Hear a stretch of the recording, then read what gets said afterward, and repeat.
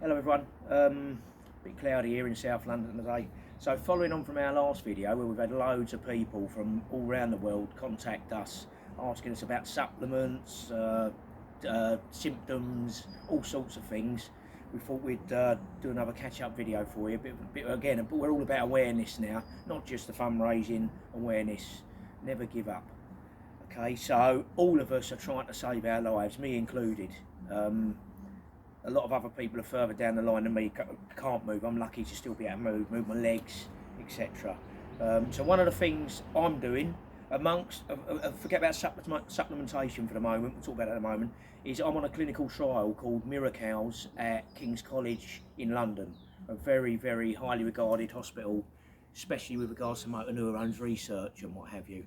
And Miracles stands for Modifying the Immune Response, okay, outcomes in amyotrophic lateral sclerosis, or MND. We call it motor neurones disease over here. So what that involves is injecting, this is an immunotherapy drug, so they use this in cancer, for kidney cancers and things. It's called interleukin 2 or aldesleukin. So what it is, we're injecting T regulatory cells into our body, which are like an army in a barracks. So if your barracks get attacked, your army inside the buildings in the barracks will come out and attack the attacker to protect you, basically. So there's cells that go into the immune system, and when something's going on that the immune system doesn't like, these T regulatory cells attack it to protect the rest of the immune system. So what they're hoping is that by injecting more of these in, these man-made T regulatory cells, TREGs, it can possibly slow or halt the progress. So that's one of the things I'm doing to try and save my life. What else can I do? So I'm actually going to do this injection because I'm due my 8th cycle of injections today. So very quickly I'm going to do this. Normally I could do it in legs, stomach, shoulders. I can't do because my shoulders are gone, they're wasted. So I'm going to quickly do this in the glute, excuse me. So what we do, literally rub that part of the glute. Imagine that's a clock face. 11 o'clock, 10, 11 o'clock, upper, outer part of the clock face. Okay, rub it, sterile drip, and this is the things that we do. So I'm doing this 5 times a month. Okay, I can still do this side myself. My wife has to do the rest of my injections. And then it's just bonk in. Alright, inject. Pull out. I'll leave that there. I will push the cover back on in a moment. And then obviously just rub over the area and just knead it in. Horrible as it is, I know it's a little bit hitting home, but that's one of the things so that's my injection. I'm going to feel like shit, excuse the phrase, now in about 5 hours time, because that makes me feel ill. Whether I'm on placebo or not, I don't know, but clearly something in that, even if it's just glucose and water, makes me ill. I don't pretend, I'm not a hypochondriac. I'll get ill, I'll get flu-like symptoms for the rest of the day. And then just before I take my next injection tomorrow, I should start feeling better. That done, so that's my trial, that's my attempt at saving my life. I'm taking other things, supplementation. We can go through, people have asked me about supplements and I'm happy to go through them on another video or by messages. I have messaged a few people back, sorry if I haven't got back to you.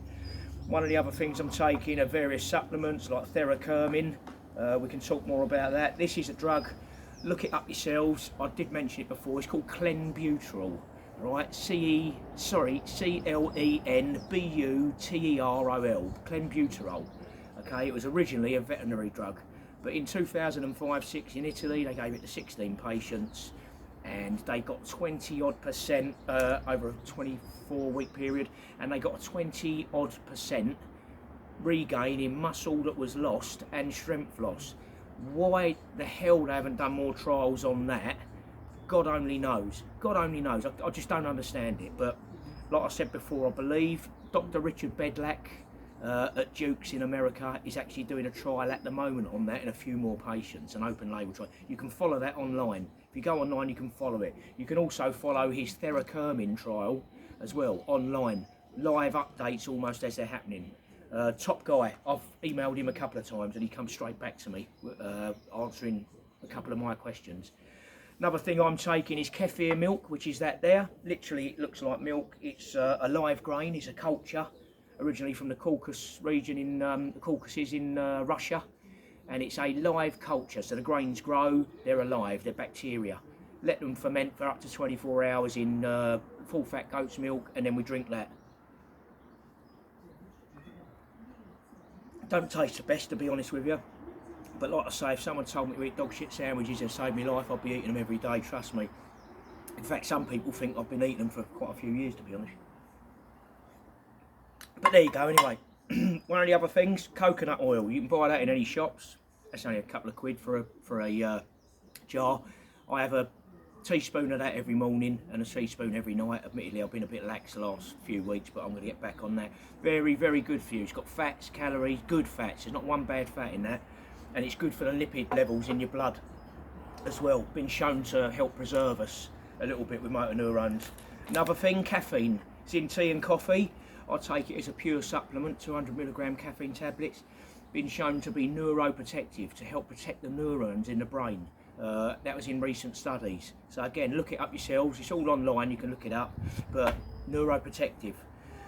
One thing I will say, and I'll plug it, it's not mine, but I will plug it, is I've got a book called Conquering Lou Gehrig's Disease. A lot of people haven't heard of this, even with motor neurons. It's a brilliant book. It talks about foods and diets. Everyone goes on about supplements. Bear with me, I'm just cramping up a bit.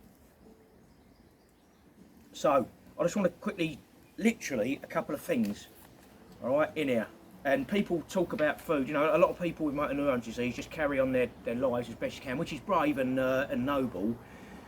But as it says in here, food is everything, about getting our energy up, to keep our energy levels up. All right, and I've just, let me have a look, bear with me.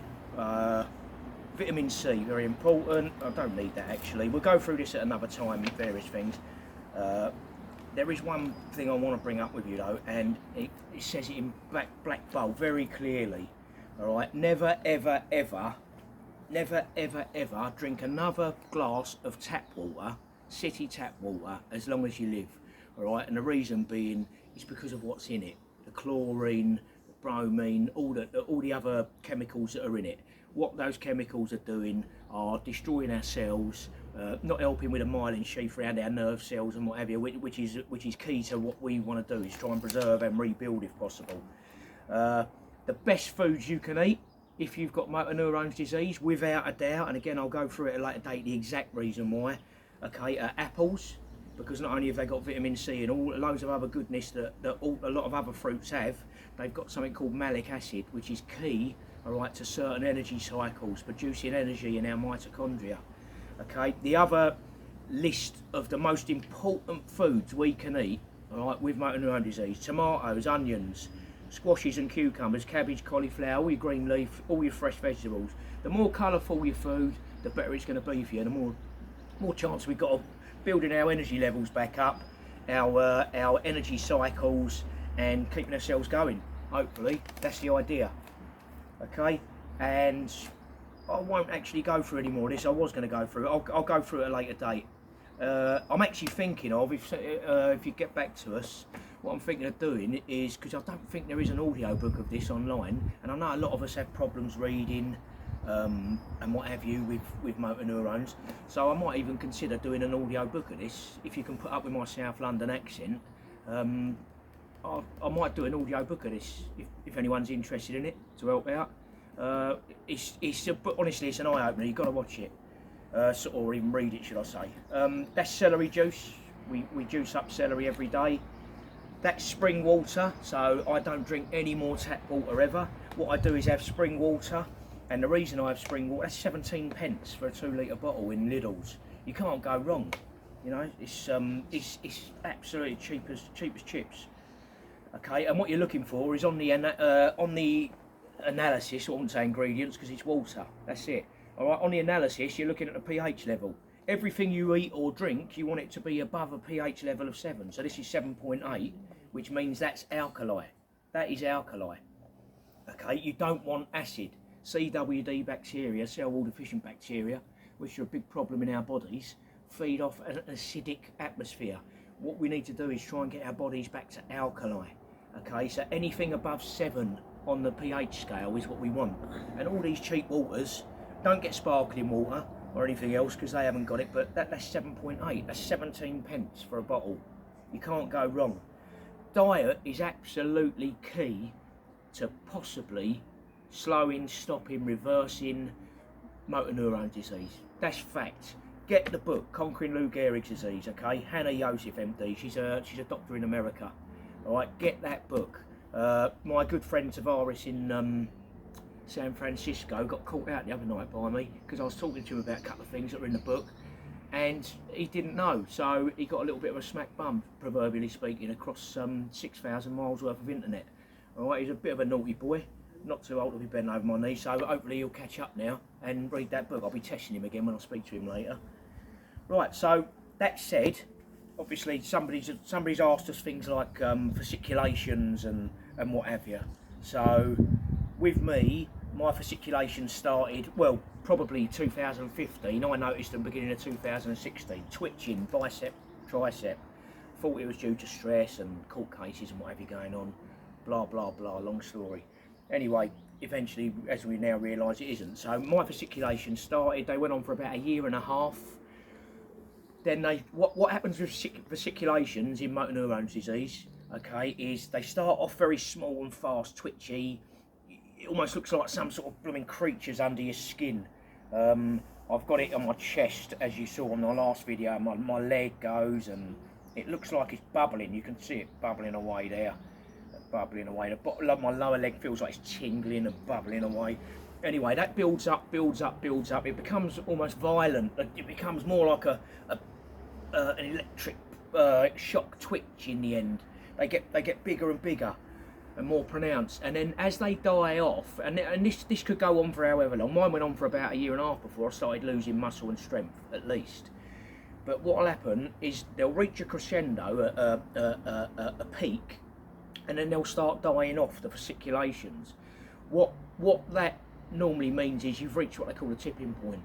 So certain amount of motor neurons that supply those muscles have died off to the point now where the muscles can't be maintained.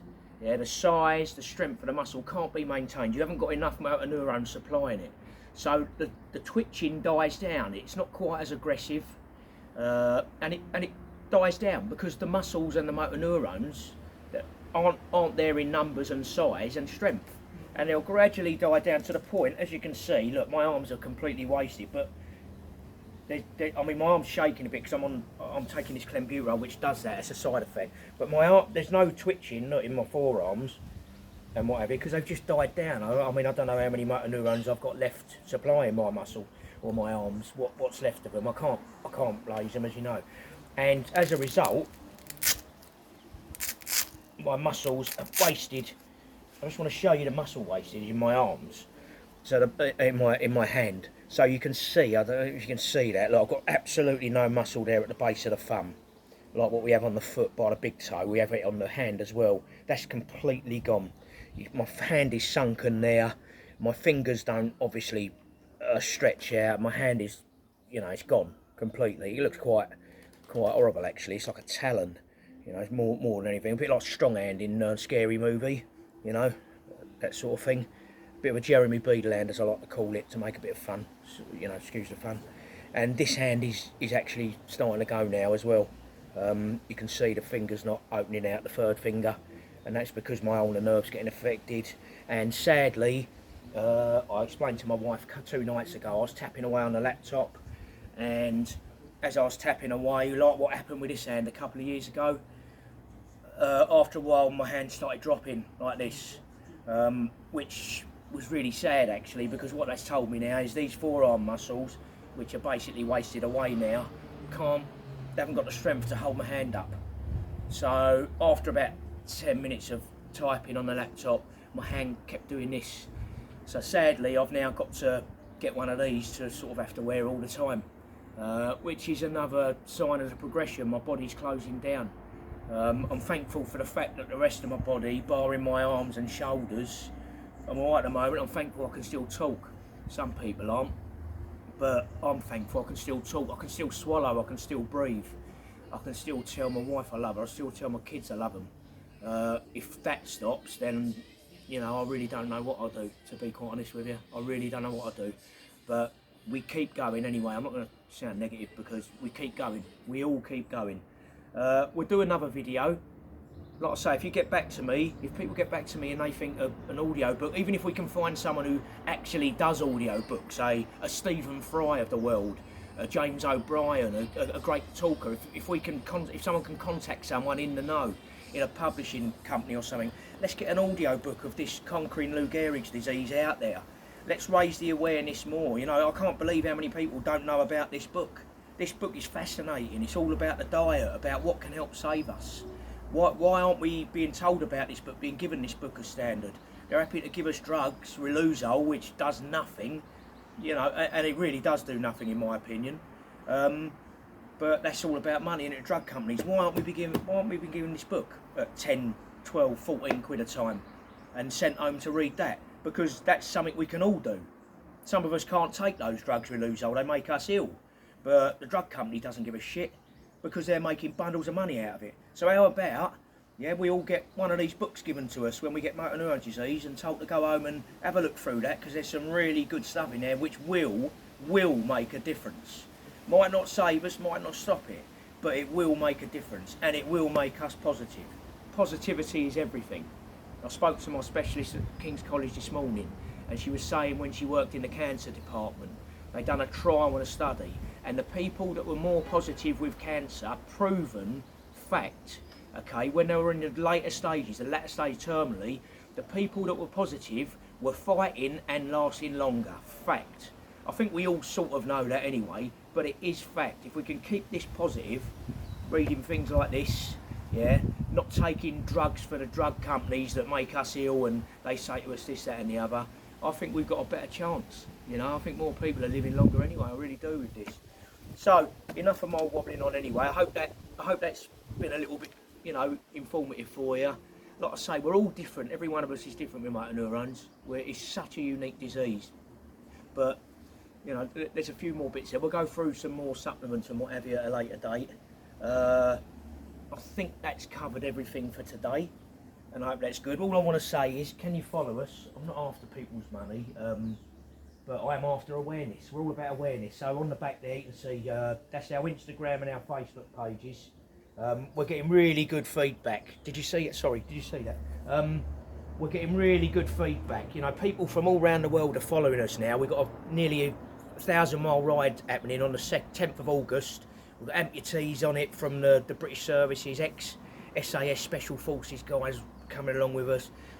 We want as much support as we can. Let's get the awareness out there. We've got Doddy Weir doing it, some of the sports people. So why can't we? As a team, as a group from all around the world, why can't we spread the word as well? So please follow us if you can and share it with your friends. Our Instagram page is great. It's telling more of a story than anything. And I think that really will reach out to people. We're all human after all. But hopefully, anyway, we'll do another video soon and we'll catch up. But as we say, never give up. Never ever give up and stay strong. Okay, I'll speak to you soon. Thank you.